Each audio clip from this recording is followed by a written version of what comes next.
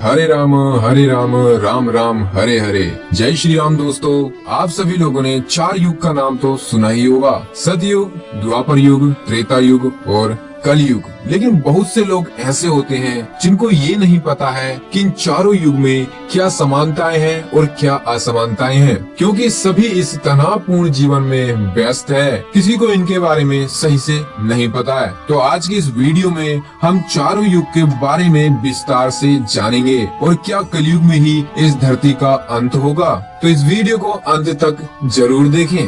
धार्मिक ग्रंथों के हिसाब से देखा जाए तो कलयुग को लेकर ऐसी कई भविष्यवाणी की गई हैं, जिन पर ज्यादातर लोगों का विश्वास नहीं होता। लेकिन हैरानी की बात यह है कि इन्हीं भविष्यवाणियों में से कुछ भविष्यवाणी अभी तक सिद्ध हो चुकी हैं, जिनके बारे में भगवान श्री कृष्ण ने भगवत गीता में विस्तार से बताया है। और वो बिल्कुल सच भी साबित हो सकता है कि पृथ्वी का अंत कब और कैसे होगा। इसके बारे में भगवान श्री कृष्ण ने भी कुछ भविष्यवाणियाँ की थी। वो युग जब धर्म के 4 पद थे, यानी कि धर्म 100% था और पाप 0% था। और इस युग में आश्चर्यजनक रूप से मनुष्य की लंबाई 32 फीट और इसी युग में सत्यवादी राजा हरिश्चंद्र भी हुए थे, जिन्होंने सत्य की रक्षा के लिए खुद के परिवार का और अंत में खुद का बलिदान भी दे दिया था। जबकि त्रेता युग में मनुष्य की लंबाई 21 फुट बताई गई है। इस युग में पाप मात्र 25% ही था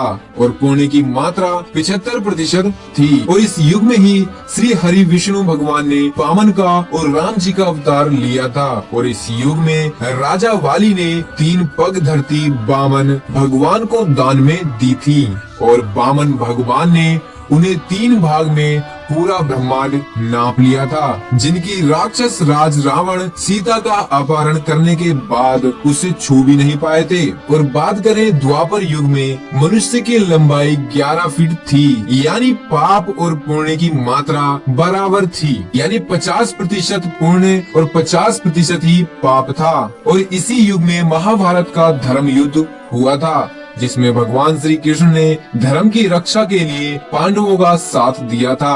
अब वर्तमान काल यानी कलयुग की बात करें तो इस युग में धर्म केवल 25% और पाप 75% हो गया है। इस युग में मनुष्य की औसत लंबाई लगभग 5.5 फुट रह गई है। कलयुग के बारे में भगवान श्री कृष्ण कहते हैं कि कलयुग वो युग होगा जिसमें स्त्रियों को केवल अपने केसों पर ही गर्व होगा। कलयुग में स्त्रियां गरीब पति को त्याग कर अमीरों के पास चली जाएंगी। उस समय केवल धन पुरुष स्त्रियों का स्वामी होगा। पुरुषों के रूप, रंग या चरित्र का कोई महत्व नहीं रह जाएगा।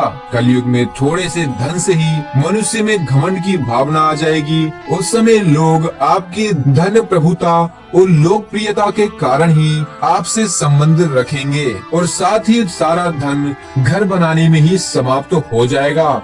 इससे दान पुण्य के काम नहीं हो सकेंगे और सारी बुद्धि केवल और केवल धन कमाने में ही लगी रहेगी।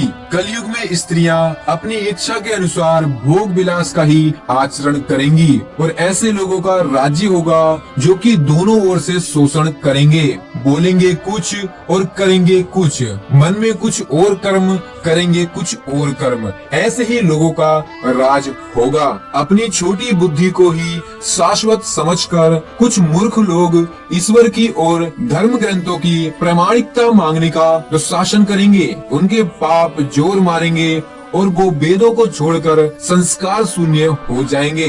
तब पृथ्वी पर केवल और केवल नास्तिकों का राज ही होगा। सब राजा आचार विचार में मलेची हो जाएंगे। यह सब एक ही समय में विभिन्न प्रांतों पर राज करेंगे, लूट खसोट करेंगे और अपनी प्रजा का खून चूसेंगे। जब ऐसा शासन होगा तो देश की प्रजा में भी ऐसा ही स्वभाव व आचरण हो जाएगा। आपस में वे लोग भी एक दूसरे को उत्पीड़ित करते रहेंगे और अंत में सब के सब नष्ट हो जाएंगे। महर्षि व्यास जी के अनुसार कलयुग में किसी के मन में दया, भावना, क्षमा, शांति की प्रवृत्ति नहीं होगी। अन्याय से धन पैदा करने में ही सबकी आसक्ति होगी। कलयुग की प्रजा बाढ़ और सूखे से हर समय व्याकुल रहेगी। सबके नेत्र हमेशा आकाश की ओर लगे रहेंगे। वर्षा न होने की वजह से कलयुग में मनुष्य भी केवल पत्ते खाकर अपने जीवन यापन कर पाएंगे। ऐसा भी बहुत अधिक समय तक नहीं चल पाएगा, क्योंकि कुछ समय पश्चात वर्षा न होने की वजह से वृक्ष भी समाप्त हो जाएंगे। भूख प्यास का ऐसा तांडव मचेगा कि लोग स्वयं का आत्मदाह करने की कोशिश करने लग जाएंगे। इसके बारे में भविष्य पुराण के अनुसार ब्रह्मा जी ने कहा कि हे नारद, वह अकल कलयुग आने पर मनुष्य का आचरण दुष्टतम हो जाएगा। योगी भी भोगी बन जाएंगे। संसार में परस्पर विरोध की भावना पैदा हो जाएगी।